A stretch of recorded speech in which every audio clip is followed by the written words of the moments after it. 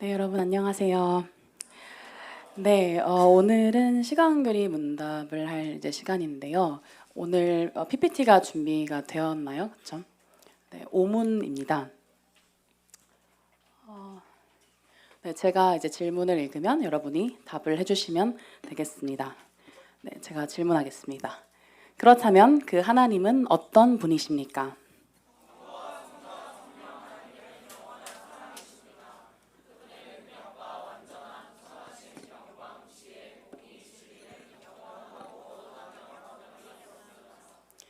네. 그리고 말씀 하나를 같이 읽도록 하겠습니다. 로마서 5장 8절입니다. 로마서 5장 8절입니다. 네, 제가 읽어드리도록 하겠습니다. 하나님의 말씀을 들으십시오. 우리가 아직 죄인 되었을 때 그리스도께서 우리를 위하여 죽으심으로 하나님께서 우리에 대한 자기의 사랑을 확증하셨느니라. 아멘. 네, 이곳 가운데 있는 분들을 우리가 걸어서 이제 이 시대는 MZ 세대라고 이야기를 합니다. 1981년부터 1996년생을 가리키는 밀레니얼 세대 M이죠, 그렇죠? 그리고 1997년부터 2010년생을 묶어서 Z세대 이렇게 묶어서 부르는 표현입니다. 그래서 MZ 세대라고 이렇게 표현을 하죠. 제가 언제 한번 이걸 잘 몰랐을 때 매우 초기 때 MZ라고 했다가 혹시 네, 나이가 혹시 50대냐 이렇게 얘기를 들은 적이 있습니다. 그러나 이제 여러분 혹시 몰라서 얘기 드리는데 MZ 세대입니다. 잘 기억하세요. MZ 세대들은 좀 굉장히 뚜렷한 특징을 가집니다. 크게 두 가지 특징으로 좀 볼 수 있을 것 같은데요. 첫 번째 특징은 이 세대들은 아까 디지털 세대라는 겁니다. 그러니까 개인용 컴퓨터나 뭐 휴대전화, 인터넷, MP3와 같은 그런 디지털 기기들을 그러니까 태어나면서부터 혹은 어려서부터 계속해서 경험해 왔던 그런 세대라는 것이죠. 그래서 이전 세대와는 다르게 그러니까 이런 기기 사용이나 뭐 우리가 인터넷 검색을 하는 거나 뭐 SNS 활용이나 이런 것에서 굉장히 자유롭죠. 그리고 두 번째 특징은 개인주의 성향이 굉장히 뚜렷하다라는 것입니다. 확실히 이전 세대, 그러니까 전통과 집단을 중요하게 여겼던 이전 세대와는 다르게 지금 MZ 세대들 같은 경우에는 개인을 굉장히 중요하게 생각을 합니다. 개인의 행복을 추구하는 그런 세대이죠. 그래서 MBTI 같은 게 대두하는 것도 우리가 그 MZ 세대에서 또 이유를 찾을 수가 있어요. 그러니까 개인에 대한 관심이 많은 거죠. 내가 어떤 사람인지. 그렇죠? 이전에는 그런 관심들이 그렇게 많지 않았거든요. 사실 이 두 특징은 연결되어 있습니다. 하나로. 그러니까 디지털 세대 이전에는 우리가 놀기 위해서 보통 누구를 만났을까? 그냥 동네 친구들을 만났겠죠. 놀이터에 이제 가가지고 누구 나와라 이렇게 하면 이제 뭐 엄마가 이제 밥 한다고 못 나오고 막 이런 식으로 했던 시대를 기억하는데요. 그래서 제 나이가 네, 네 적어도 이제 우리 다 그랬을 것 같아요. 학생일 때를 좀 생각을 해보면 네, 면대면으로 우리가 사람을 만나서 좀 노는 시간이 훨씬 많았습니다. 그렇죠? 그러나 지금 세대는 어떤가요? 디지털 기기가 있으니까 이제는 혼자서도 충분히 놀 수 있는 그런 이제 시대가 되었죠. 연락의 방식을 생각해봐도 좀 그렇습니다. 그러니까 우리가 이전에는 누군가를 연락하려면 막 만나거나 직접 만나거나 보통 전화를 하거나 했었습니다. 그렇죠? 그러나 이제 요즘 같이 SNS가 굉장히 발달된 시대에는 우리는 실시간으로 응답하지 않아도 되는, 그렇죠? 그러니까 만나거나 전화를 하면 우리가 보통 실시간으로 계속해서 응대를 해야 되잖아요. 바로 A라고 말하면 B라는 대답이 이제 있어야 되는 그런 이제 관계를 맺었다면 이제 SNS가 이제 유행을 하고 나서는 그럴 필요가 없어진 것이죠. 그러니까 내가 원하는 때에 회신을 할 수 있습니다. 그만큼 관계에 대한 어떤 개인의 자율성 그리고 주도권이 굉장히 높아진 시대를 우리가 살아가고 있는 것이죠.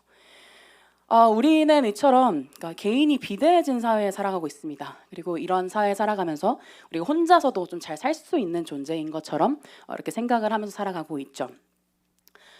그런데 한번 우리가 좀 솔직하게 질문을 해봅시다. 이런 개인주의 시대, 이런 MZ 세대의 정신이 이렇게 정말 세대에 이렇게 스며 있는 이런 시대 가운데 여러분 정말 행복하십니까? 아이러니하게도 그러니까 혼자라는 것이 강조되고 있는 그 물결 속에서 그리고 혼자 있는 게 멋지고 좋은 것이다 라고 얘기되고 있는 그런 물결 속에서 그러니까 외롭다라는 소리가 터져 나오고 있다고 합니다. 최근에 이제 유행했던 어떤 고립의 시대라는 그런 책이 있대요.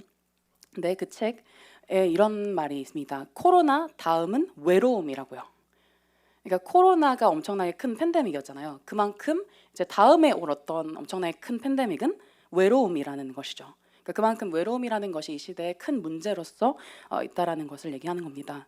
그래서 저자는 이렇게 얘기합니다. 코로나 바이러스로 인해서 관계의 단절이 촉발이 되기 전에도 이미 미국 성인 5명 중에 3명이 스스로 외롭다고 말했다. 이렇게 말합니다.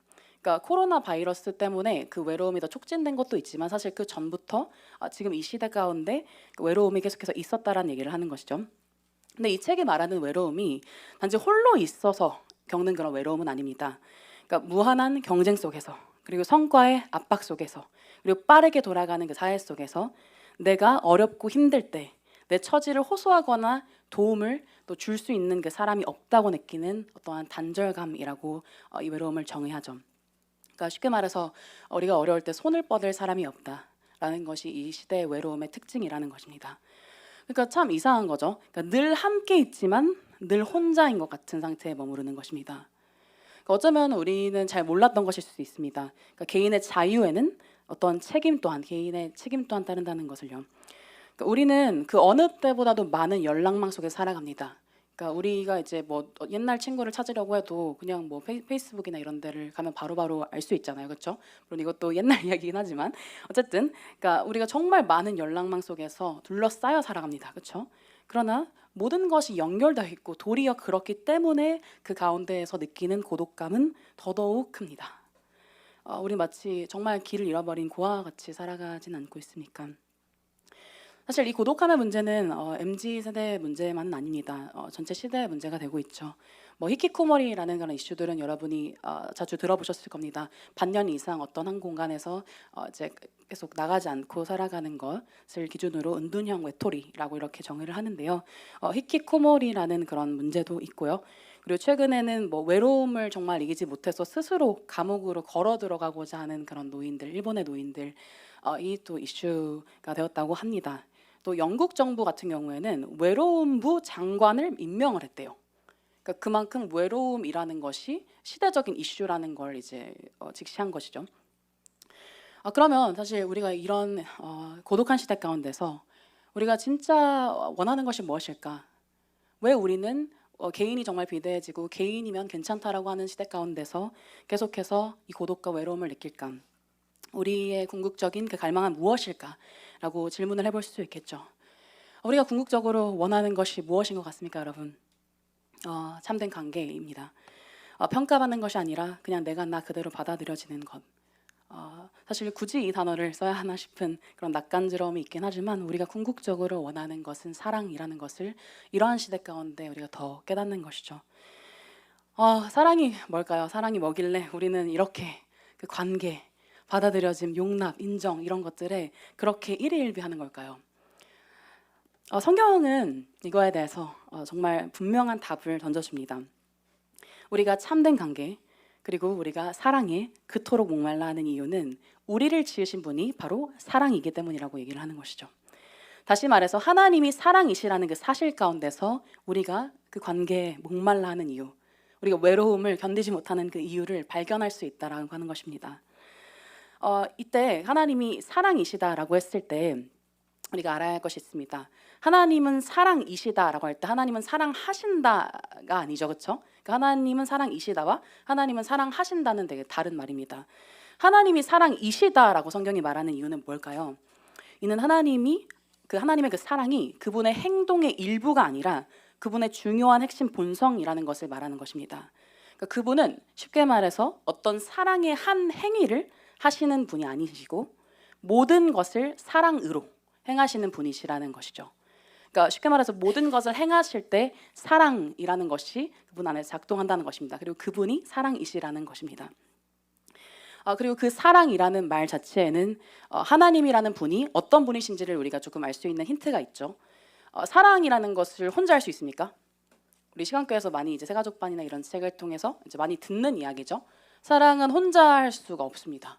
뭐 혼자 한다고 해봤자 자기애적인 그런 좋지 않은 사랑을 할 뿐이죠. 그러니까 사랑이라는 말 자체에 그분이 하나님이 관계적인 존재이심을 이제 내포하는 것이죠. 그 의미를 내포하는 것이죠. 하나님은 인격이십니다. 관계를 하시는 분이십니다. 하나님은 사랑이십니다. 성경은 이렇게 하나님을 사랑이시라고 이렇게 정의를 내리는데 아마 여기 이 자리에 기독교 신앙을 가지지 않은 분들도 있을 겁니다. 근데 이 분들도 하나님이 사랑이시다라는 이 문구, 이 사실이 사실 굉장히 익숙할 거예요. 왜 그렇죠? 뭐 교회 현수막이나 뭐 전도지, 뭐 지하철에 타도 막 이렇게 뭐 벽보에 붙어 있거나, 그러니까 하나님은 사랑이시다라는 얘기들을 굉장히 많이 접할 수 있죠, 그렇죠? 그러니까 하나님은 사랑이시다라는 것은 사실 이렇게 굉장히 익숙하고, 그러니까 믿지 않는 자들에게도 되게 이제 뭐랄까 낯설지 않은 어떠한 이야기입니다. 사실 이 문구는 정확히 성경의 요한일서에서 나오는데요. 요한일서 4장 16절 이렇게 말합니다. 하나님이 우리를 사랑하시는 사랑을 우리가 알고 믿었노니 하나님은 사랑이시라. 여기서 이 말씀이 이제 나온 거죠. 하나님은 사랑이십니다라는 것을 한번 우리가 좀 이제 생각을 해봅시다. 한번 다시금 우리가 익숙히 들은 말인데 이 사랑이라는 것이, 그러니까 신이라는 어떤 존재와 사랑이라는 것이 연결되는 것이 여러분은 좀 어떻게 느껴집니까? 사실 이런 것이, 그러니까 신과 사랑의 연결이 기독교만의 어떤 독특한 교리라는 것을 알고 있습니까? 세상이 말하는 신에 대해서 한번 먼저 얘기를 해볼게요. 세상이 말하는 신, 세상이 어떤 가정하고 찾은 신들에는 어떤 것들이 있을까요?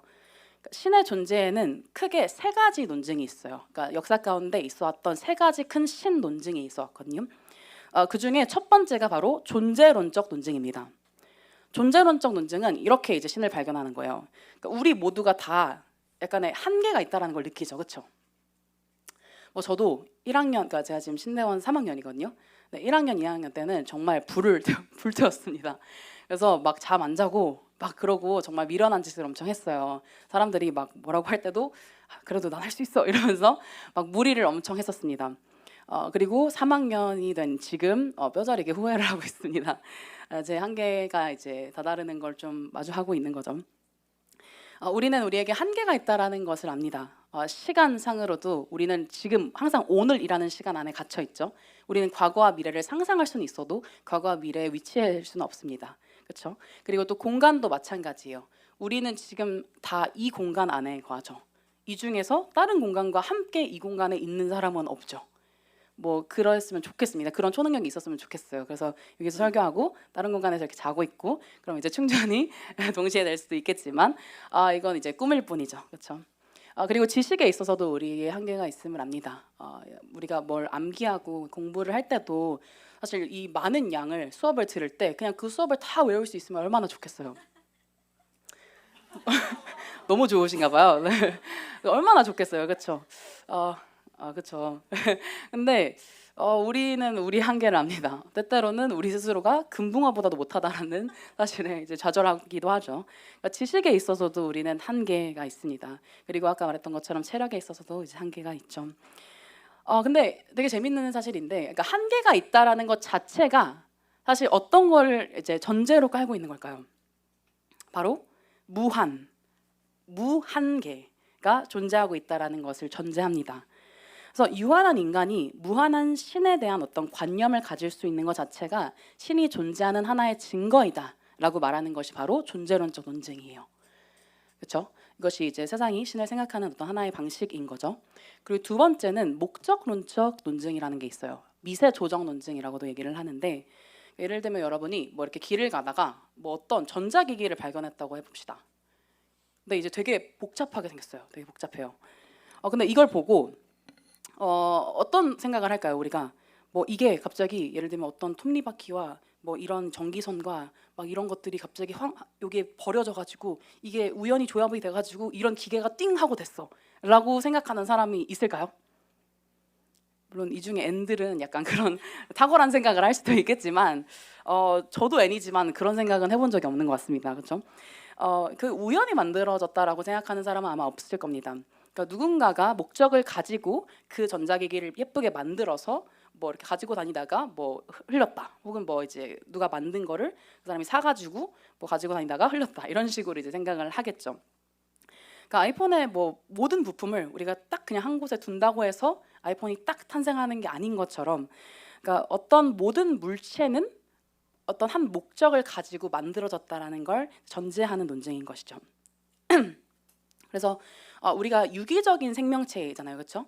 이 생명체가 존재하기 위해서는 그러니까 기초적인 규칙성과 물리학의 상수들, 뭐 빛의 속도라든가 중력이라든가 전자기력이라든가 뭐 양력이나 강력 이런 것들이 정말 극단적이리만치 좁은 범위 안에서 한 번에 한 곳에 이루어져야 한다는 것. 이거 사실 받아들이기가 우리가 어렵잖아요, 그렇죠? 그러니까 이게 우연하게 만들어질 수 없다. 그러므로 이걸 만든 어떤 목적을 가진 신이 존재한다라고 이렇게 논증을 하는 것이죠. 그러니까 지적인 어떤 설계자가 있어야 한다라는 것을 생각을 하는 논증입니다. 그리고 세 번째로는 우주론적 논증이라는 것이 있습니다. 이게 아마 여러분 중에서 들어본 분들도 좀 있을 것 같아요. 그러니까 이겁니다. 뭐 자연에 대해서 예를 들면 우리가 뭐 자연의 여러 가지 현상들이 있잖아요. 이제 현상들에 대해서 우리가 왜라는 질문을 던져보는 거죠. 뭐 예를 들면 낮과 밤이 생기는 이유가 뭐야? 라고 하면 여러분 뭐라고 대답하실래요? 지구가 돌아서. 네네, 좋아요. 지구가 이제 자전하기 때문이 맞습니다. 맞아요. 그러면 지구는 왜 자전해? 라고 하면 우린 계속해서 이제 꼬리에 꼬리를 물겠죠, 그렇죠? 그러니까 결국에는 그 궁극적인 원인이 없는 그 원인인 어떤 존재가 있어야 한다라고 생각을 하는 거죠. 그게 바로 우주론적 논증입니다. 그래서 이것과 관련해서 그 프란치스코 교황이 한 말을 좀 예로 들 수 있을 것 같아요. 그러니까 프란치스코 교황은 종교와 과학이 공존할 수 있다라고 강조를 한번 한 적이 있거든요. 뭐라고 얘기했냐면 이렇게 얘기했다고 합니다. 과학은 빅뱅 우주 폭발을 세상의 기원으로 보고 있지만 그렇다고 그것이 하나님의 개입을 부정하는 것은 아니다. 이해가 되시나요? 그러니까 빅뱅이 설령 있었다고 할지라도 그럼 그 빅뱅은 누가 시작한 건데? 빅뱅은 그냥 자기가 뿡 한 건가? 그러니까 그 이제 얘기를 한 것이죠. 그러니까 이것이 바로 우주론적인 논증입니다. 그러니까 원인이 없는 그 원인, 그 어떤 존재가 신이라는 것입니다.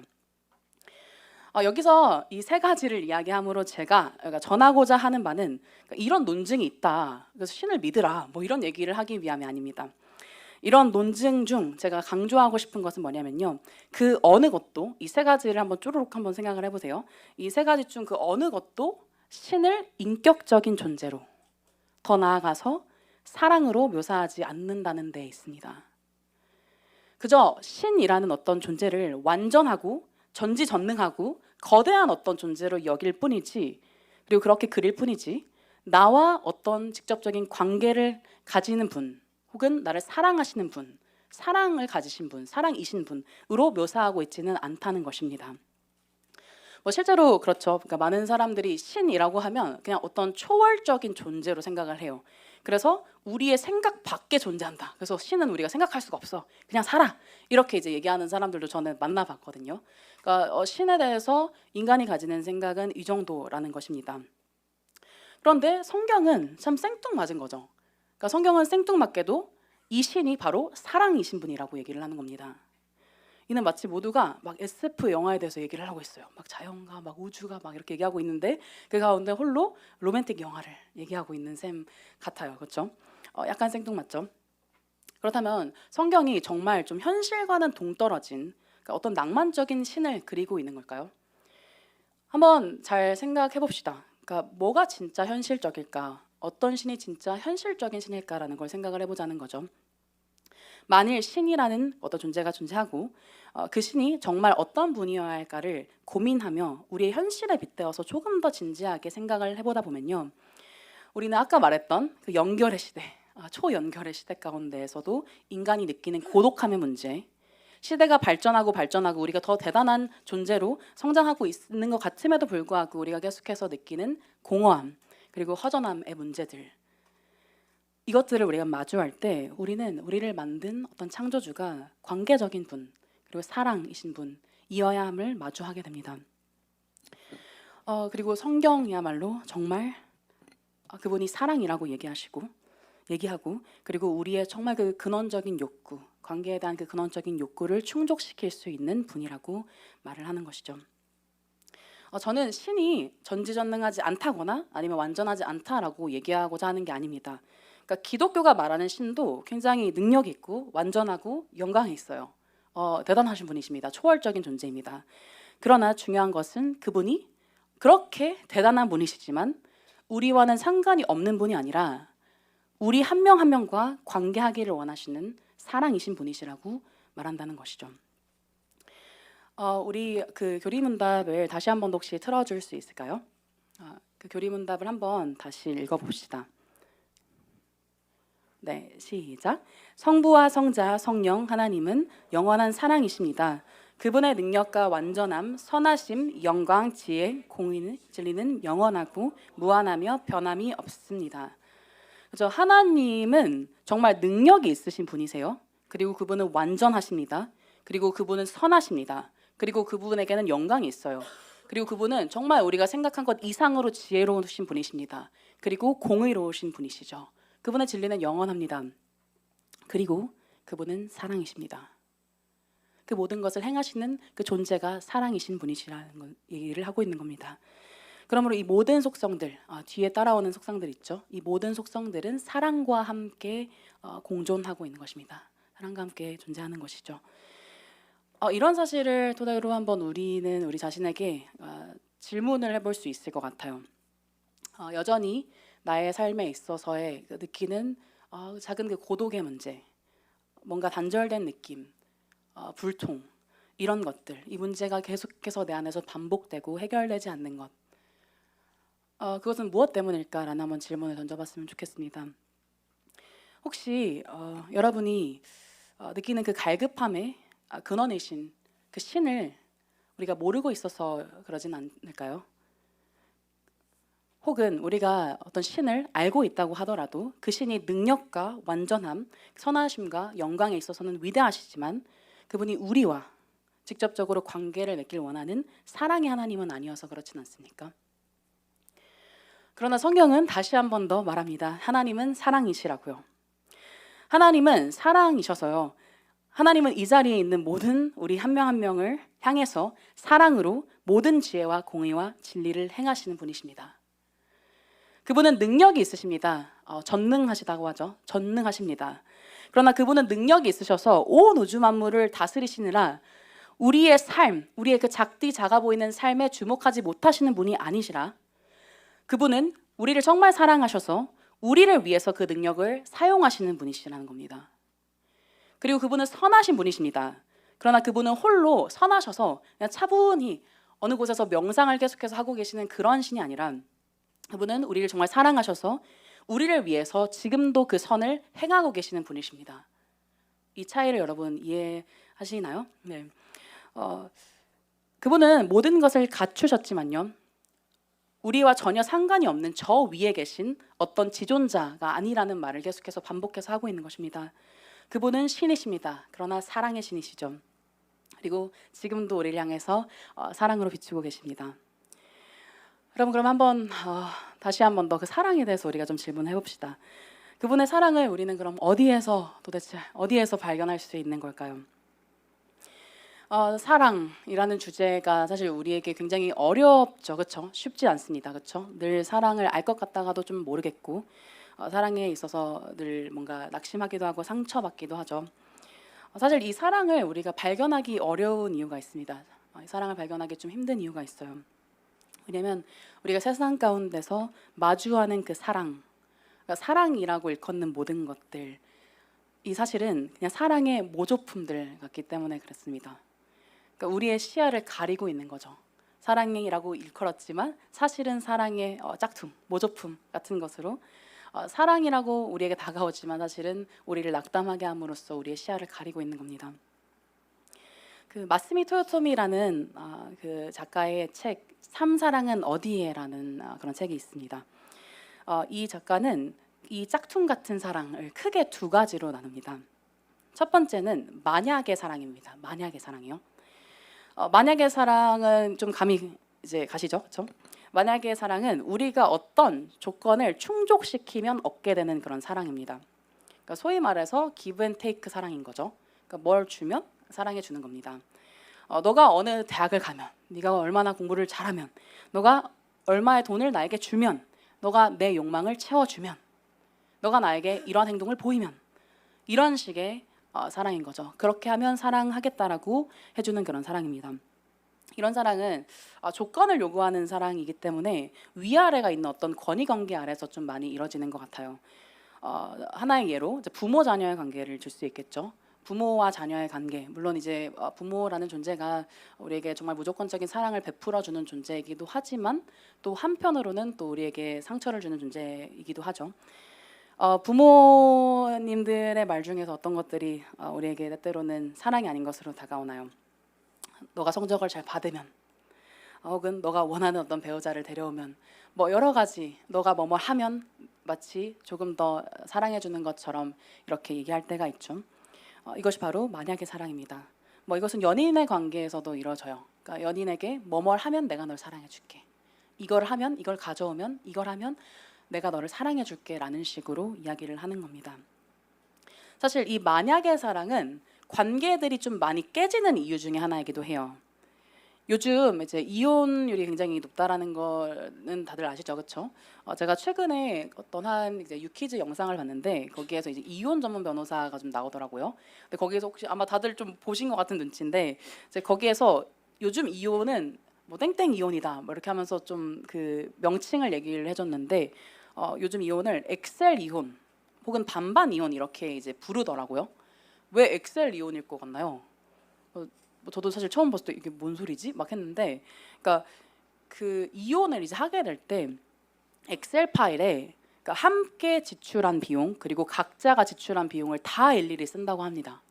다 일일이 써서 뭐 정말 뭐 10원, 몇십 원, 몇 원까지 이제 계산을 하고 그 돈뿐만 아니라 약간 가사 노동 시간, 그러니까 내가 이 집을 위해서 얼마나 헌신했는지, 내가 개를 얼마나 산책시켰는지, 뭐 내가 얼마나 설거지를 했는지, 청소를 했는지, 그러니까 이걸 다 분 단위로, 뭐 초 단위로 기록을 해서 딱 반으로 나누고 헤어지는 그런 이혼을 이야기하는 거죠.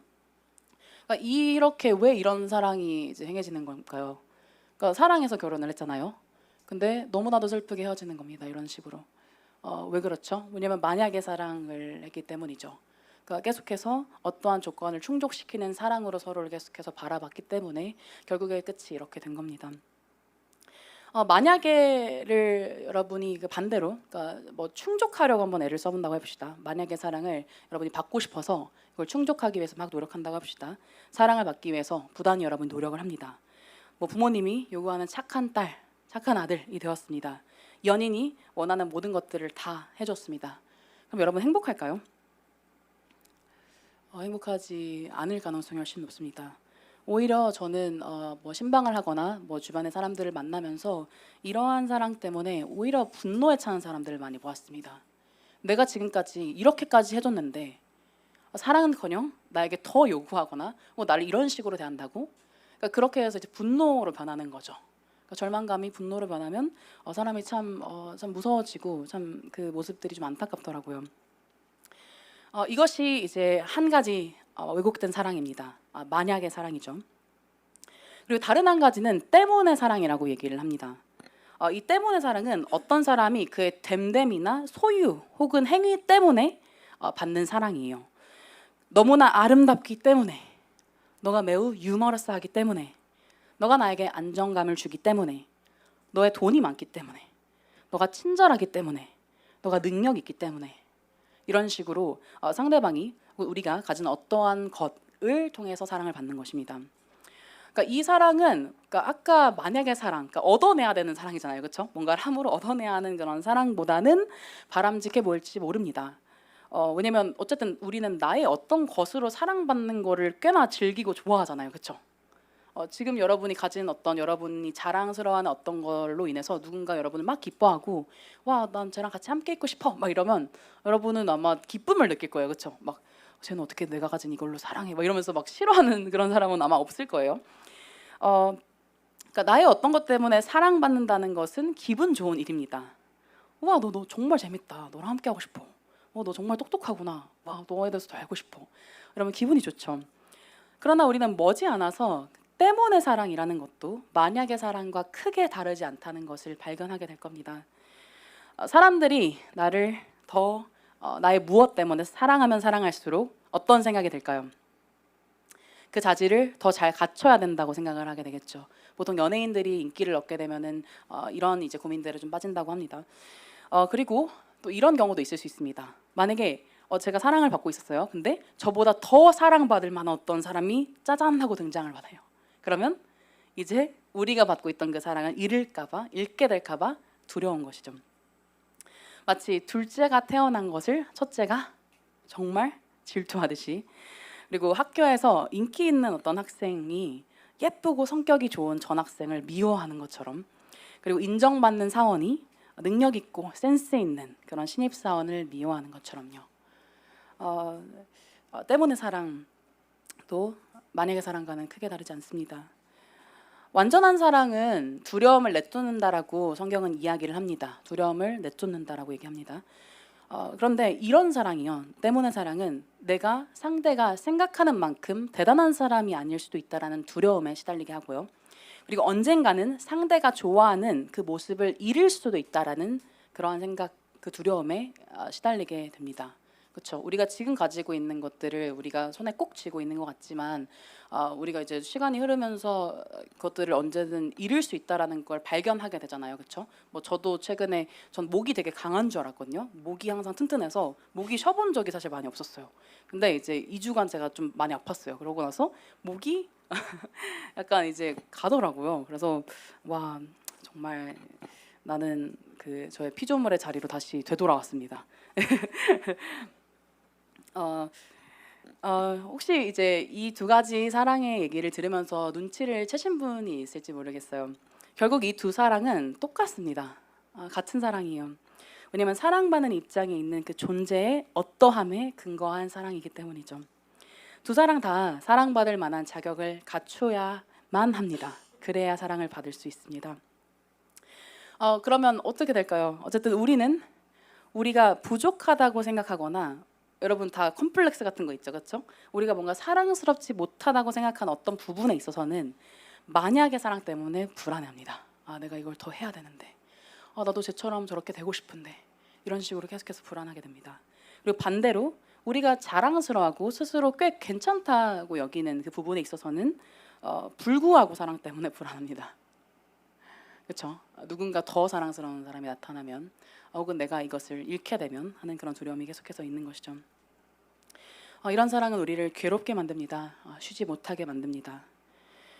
그리고 이런 사랑을 겪은 사람들, 이것 때문에 정말 괴로움을 겪어본 사람들은 결국에 이렇게 하소연합니다. 그냥 제발 나를 그대로 사랑해주면 안 돼? 왜 내가 계속해서 이렇게 부단히 노력을 해야지만 사랑을 받을 수 있어? 이러한 정말 절망 가운데 빠지게 되는 것이죠. 여러분은 어떻습니까? 여러분이 받아온 사랑들은 어떻습니까? 혹시 이 두 가지 사랑이 전부인 것처럼 살아왔던 사람이 있습니까?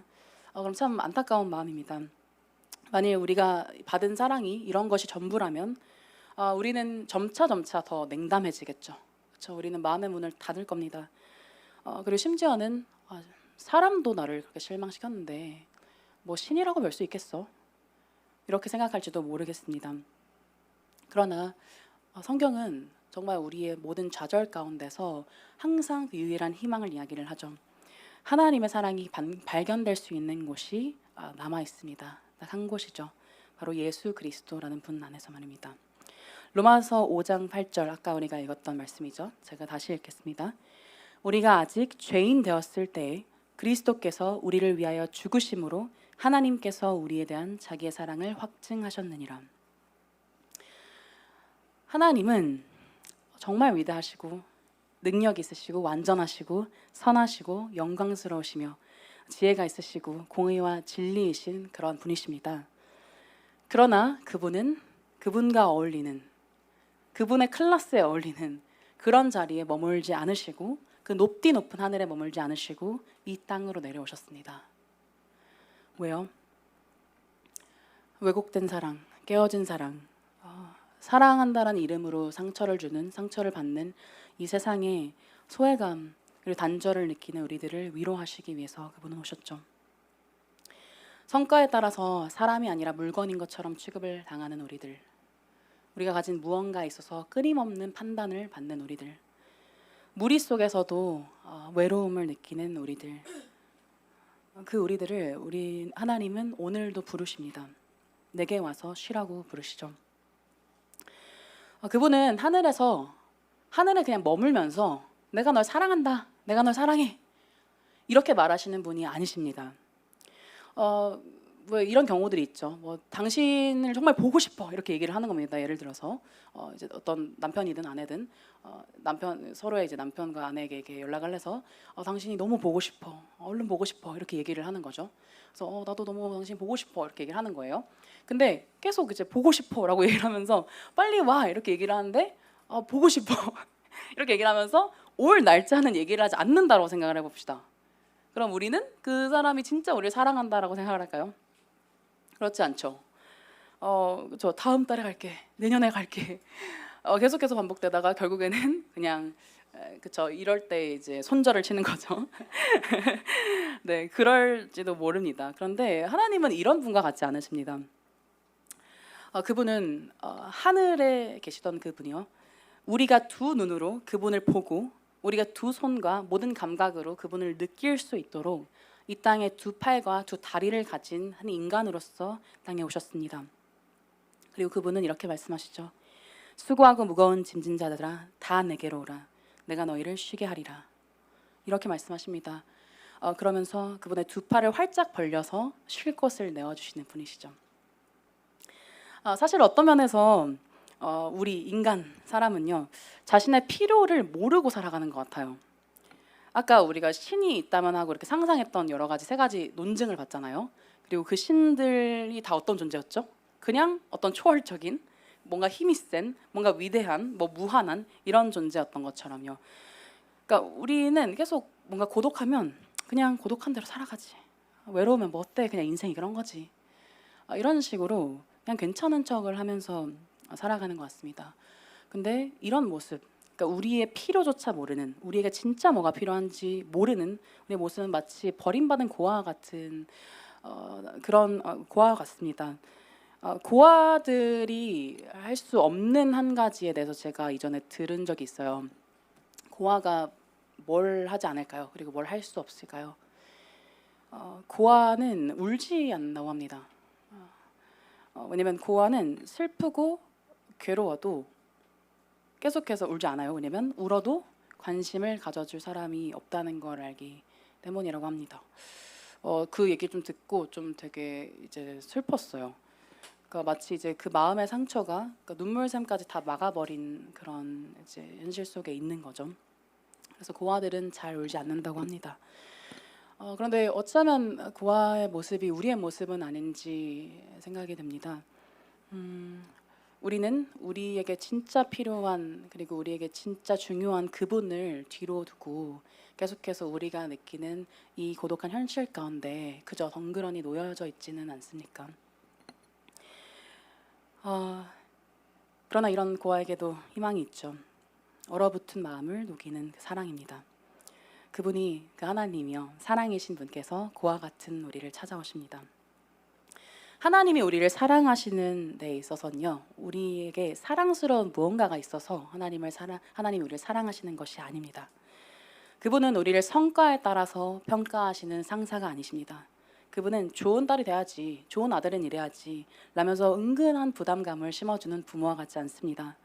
그분은 성격이나 집안 등등을 빙자해서 헤어지자고 말하는 연인과 같지 않습니다. 그분은 우리의 말과 행동에 따라서 미묘하게 우리를 차별 대우하는 여느 사람들과 같지 않습니다. 그분의 사랑은 우리의 모든 모습, 그 모든 모습에 불구하고 사랑하시는 그 사랑이죠. 우리가 아직 죄인 되었을 때 하시는 사랑입니다. 여러분, 그분은 우리의 죄를 아십니다. 우리는 언제나 우리가 항상 사랑받아 마땅하다고 느끼기 때문에 우리를 향해서 우리를 향한 주변에 어그러진 그 사랑들을 향해서 늘 삿대질하기 바쁘지만 우리가 행한 왜곡된 사랑도 그에 못지않죠. 아마 뭐 이 중에는 소외되는 사람들을 굉장히 잘 이렇게 찾아가서 사랑하는 사람들이 있을지 모릅니다. 뭐 저도 사실 되게 장려고 해가지고 좀 그런 소외되는 사람들이 잘 보이는 유형의 사람 중에 하나인데 그런 이제 우리는 심지어 사랑을 행하는 그 자리에서도 이런 이제 마음으로 할 때가 많습니다. 저의 마음이기도 합니다. 그러니까 때때로는 정말 저 소외된 그 사람들을 위해서 그 그 사람들을 발견하고 그 사람들과 함께 이렇게 말벗이 되어주는 게 아니라, 그러니까 그 사람들이 그냥 그렇게 있는 거가, 그러니까 소외되어 있는 것 자체가 신경 쓰이고 불편해서, 불편한 나를 못 참아서 그들을 챙기는 경우가 있습니다. 되게 못됐죠. 이기적이죠. 그러니까 우리의 사랑도 정말 우리가 받는 사랑 못지 않습니다. 정말 자기중심적이고 정말 누군가 알기라도 한다면 정말 부끄러울 그런 사랑들이 많죠. 그렇다면 우리가 하나님께 드린 사랑은 또 어떨까요? 하나님은 사실 그 누구보다도 사랑받을 만한 분이십니다. 그렇죠? 그분은 정말 죄도 없으시고 완전하시잖아요. 그분만큼 사랑받아 마땅한 분이 없으십니다. 그런데 그분을 향해서 우리는 어떤 사랑을 합니까? 우리가 바로 만약의 사랑과 때문의 사랑을 늘 그분께 돌려드리죠. 우리는 늘 그분이 좋은 것을 주셨기 때문에, 어떤 회사에 다니게 하셨고 어떤 학교에 다니게 하셨고 어떤 문제를 해결해 주셨기 때문에 하나님께 감사한다라고 얘기합니다. 그럼 그 문제가 해결받지 못한 사람들은 어떡합니까? 우리는 늘 이런 식으로 하나님을 사랑합니다. 그리고 만약에 하나님께서 이런 것을 나에게 주신다면 내가 정말 하나님께 헌신하겠다, 하나님을 더 사랑하겠다라고 하나님을 협박합니다. 신을 협박하는 사람이 어디 있습니까? 그러나 그분은 그럼에도 불구하고 우리를 사랑하셔서 우리의 그 모든 더러운 사랑의 그 죄들, 그것들을 해결하시기 위해서 이 땅에 직접 오셨죠. 하나님께서, 성부 하나님께서 성자 하나님을 향해서 쏟으신 그 진노만큼이나, 저 십자가라는 그 자리가 사실 우리가 있었어야 할 자리죠, 그렇죠? 그 자리에서 우리가 하나님의 진노를 온통 다 쏟은 바 되었어야 합니다, 그렇죠? 그러나 그 진노만큼이나 우리는 하나님께서 우리를 사랑하셨다는 사실을 그 십자가에서 발견하게 됩니다. 왜냐하면 우리에게 쏟아졌어야 할 진노잖아요. 그런데 그것을 아들에게 쏟기까지 우리를 사랑하신 거잖아요, 그렇죠? 십자가 위에서 예수 그리스도는 영원히 사랑하던 아버지와 영원한 사랑을 누리고 있었는데요. 근데 그럼에도 불구하고 십자가 위에서 그분은 고아가 되셨습니다. 울 줄 모르는 그런 고아가 되신 것이죠. 여러분, 이것이 바로 기독교가 말하는 하나님이란 분입니다. 이것이 바로 우리가 받을 수 있는 사랑입니다. 그리고 이것이 바로 지금 여러분에게도 쏟아지고 있는 사랑입니다. 하나님은 여러분의 무엇 때문에 여러분을 사랑하지 않으십니다. 여러분이 아무리 정말 못된 짓을 하더라도 하나님께서는 예수 그리스도를 보시기에 여러분을 사랑하십니다. 이것을 여러분 믿으십니까? 정말 그 하나님의 사랑에 대해서 우리가 다시금 묵상해보는 한 주가 되었으면 좋겠어요. 적용으로 이어가겠습니다. 여러분, 사랑받지 못하고 있는 것 같은 그런 느낌이 들 때가 참 많을 겁니다. 일상 가운데서요, 그렇죠? 뭐 저도 공부를 하다 보면, 학교에서 공부를 하다 보면 외로운 때들도 있어요. 사랑받지 못하는 것 같은, 뭔가 그 치열한 사회 속에서 나만 혼자 덩그러니 놓여진 것 같은 그런 때들이 있을 겁니다. 근데 한번 그때 이 사실을 한번 기억을 해보는 건 어떨까요? 이 세상의, 이 우주의 주관자이신, 왕이신 분이 그 모든 바쁜 일을 제쳐두시고 나를 사랑하시기 위해서 오셨다라는 생각을 한번 해보는 겁니다. 그러니까 여러분이 받는 사랑이 신의 사랑이라는 것을 기억하는 것이죠. 만약에 여러분의 뭐 일을 하고 있는데 일자리에서 여러분의 상사가 여러분을 좀 미워한다고 해봐요. 좀 괴롭힙니다. 계속 핀잔을 줍니다. 그런데 여러분의 사장님이 여러분을 정말 사랑하는 여러분의 아버지라고 생각을 해봅시다. 그러면 주눅들 것이 있을까요? 주눅들 것이 없겠죠. 우리가 사랑받지 못하고 있는 것 같은 그때에 한번 그분이, 우리를 사랑하신다고 말씀하시는 그분이 어떤 분이신지, 얼마나 어마어마하신 분이신지를 생각하는 겁니다. 기억하는 겁니다. 두 번째 적용은 우리가 먼저 사랑하는 공동체가 되어주는 겁니다. 여러분은 하나님을 아십니까? 여러분, 이 자리에 있는 분들 하나님을 다 아시나요? 네, 아세요? 아마 이제 여러분이 하나님을 아신다라고 얘기를 했다면 이유가 세 가지가 있을 거예요, 크게. 첫 번째는 경험파입니다. 그러니까 소위 말해서 수련회 가서 이제 눈물을 엄청 쏟고 왔다. 그래서 그때 기도하는 그 순간에 뭔가 찌릿한 것이 있었고 내 마음이 갑자기 막 뭔가 눈물로 가득 차올라서 막 울면서 하나님을 만났다라고 생각하는 경험파가 있을 거예요. 그렇죠? 그래서 하나님을 알아요 저는라고 얘기를 하는 거죠. 두 번째는 지식파가 있을 거예요. 머리파죠, 소위 말해서. 책벌레파입니다. 제가 읽은 책을 아십니까? 뭐 우리 지금 뭐 벽돌 깨기 막 그런 거 있죠, 그렇죠? 바빙크 무려 헤르만 바빙크의 책을 전 다 알고 심지어 외웠기 때문에 전 하나님을 압니다. 이렇게 얘기를 하는 거죠. 그 책이 나쁘다고 얘기하는 거 아니에요? 네, 그런 이제 지식의 어떤 것으로 이제 하나님을 안다라고 생각하는 분들이 있을 거예요. 그리고 세 번째로는 뭔가 의지파입니다. 여러분이 교회 안에서 활동한 게 너무 많은 거죠. 막 봉사도 했고 뭐 했고 막 뭐 전도도 해봤고 뭐 여러 가지를 해봤던 겁니다. 그래서 제가 이렇게 교회에서 많은 행동을 하고 많은 활동을 했는데 당연히 하나님을 알죠라고 이렇게 얘기를 하는 겁니다. 그런데 요한일서가 제시하는 그 하나님을 아는가에 대한 리트머스지가 있거든요. 그게 뭔지 한번 볼까요? 요한일서 4장 7절에서 8절입니다. 요한일서 4장 7절에서 8절이에요. 한번 같이 읽어봅시다. 이건 요한일서 4장 7절에서 8절 같이 읽읍시다. 시작. 사랑하는 자들아 우리가 서로 사랑하자. 사랑은 하나님께 속한 것이니 사랑하는 자마다 하나님으로부터 나서 하나님을 알고 사랑하지 아니하는 자는 하나님을 알지 못하니 하나님은 사랑이심이라. 이 본문이 하나님을 아는가에 있어서 제시하는 그 리트머스지가 뭔가요? 당신은 사랑하고 있는가입니다. 되게 심플해요. 그냥 그대로 여러분 받아들이시면 됩니다. 여러분이 사랑하는가로 인해서 여러분이 사랑받은 존재인지가 입증된다라는 말씀입니다. 다시 말해서 하나님이 사랑이시기 때문에 정말 그분을 알잖아? 그러면 그분 정말 우리가 사랑을 행할 수밖에 없어. 이 얘기를 하고 있는 겁니다. 그러니까 우리가 한번 이걸 좀 구체적으로 적용을 해봤으면 좋겠어요. 우리가 사실 지금 당장 하나님의 사랑이 충만히 느껴지지 않더라도 우리가 들은 복음이 있잖아요, 그렇죠? 그리고 그 복음에서 나오는 힘이 있잖아요. 한번 창의적으로 사랑을 해보는 겁니다. 아까 제가 그 교리문답 이렇게 봤을 때 처음에 앞부분이 하나님은 사랑이십니다였죠, 그렇죠? 그리고 뒤에는 능력과 지혜와 뭐 공의와 등등이었습니다, 그렇죠? 네, 아까도 제가 강조했던 부분이지만 하나님은 사랑이시고요. 그 사랑으로 그 모든 것들, 능력과 지혜를 발휘하시는 분이세요. 그러니까 예를 들면 이런 거죠. 그러니까 여러분을 하나님께서 사랑하시는 데 있어서 하나님은 지혜를 발휘하십니다. 우리가 다 달라요, 그렇죠? 경험해온 것도 다르고 우리 성향도 다 달라요. 그래서 참 신기해요. 우리가 같은 하나님을 믿는데 우리의 삶이 다 다르잖아요, 그렇죠? 하나님이 인도하시는 것들도. 왜냐면 하나님이 지혜로서 여러분에게 각자에게 정말 맞는 그 사랑을 행하고 계시기 때문에 그렇습니다. 그분의 그 뛰어난 지혜로서 여러분의 삶에 정말 그 작은 이정표들을 섬세하게 두고 계셔서 그런 것이죠. 그러니까 한번 우리가 하나님이 사랑이시고 그 사랑으로 이 지혜를 발휘하고 계신다라는 사실을 한번 다시금 좀 기억해봤으면 좋겠어요.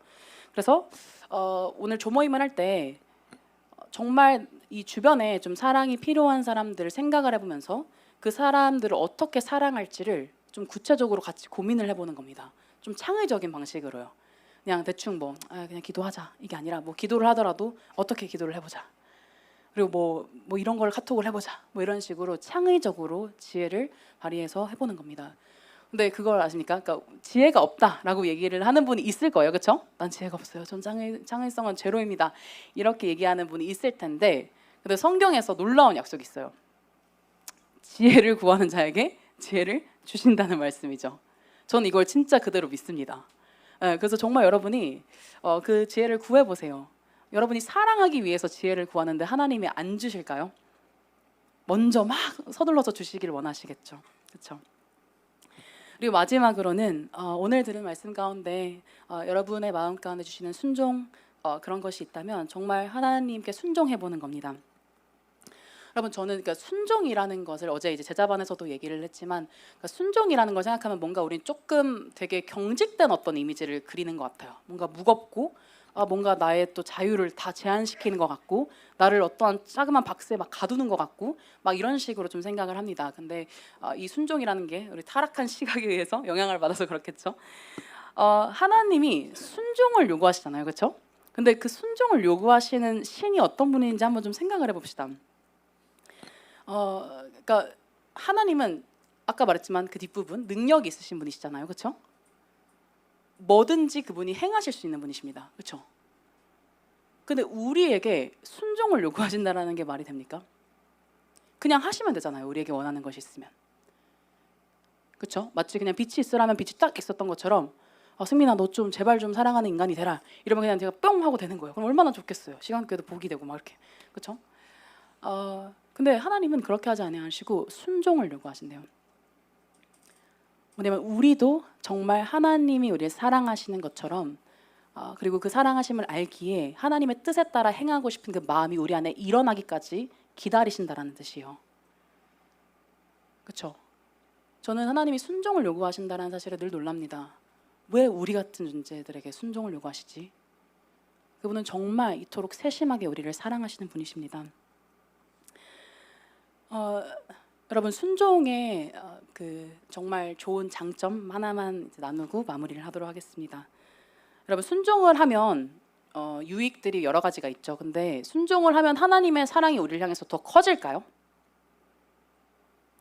제가 오늘 순종을 했어요.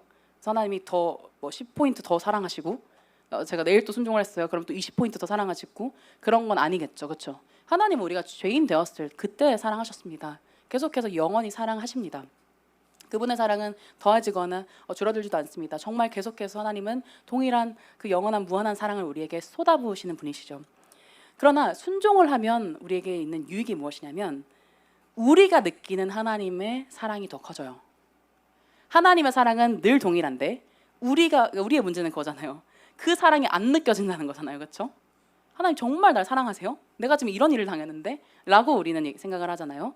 근데 우리가 순종을 하면 하나님이 정말 나를 얼마나 사랑하시는지를 더 알 수 있다는 겁니다. 이것이 순종이 주는 놀라운 유익입니다.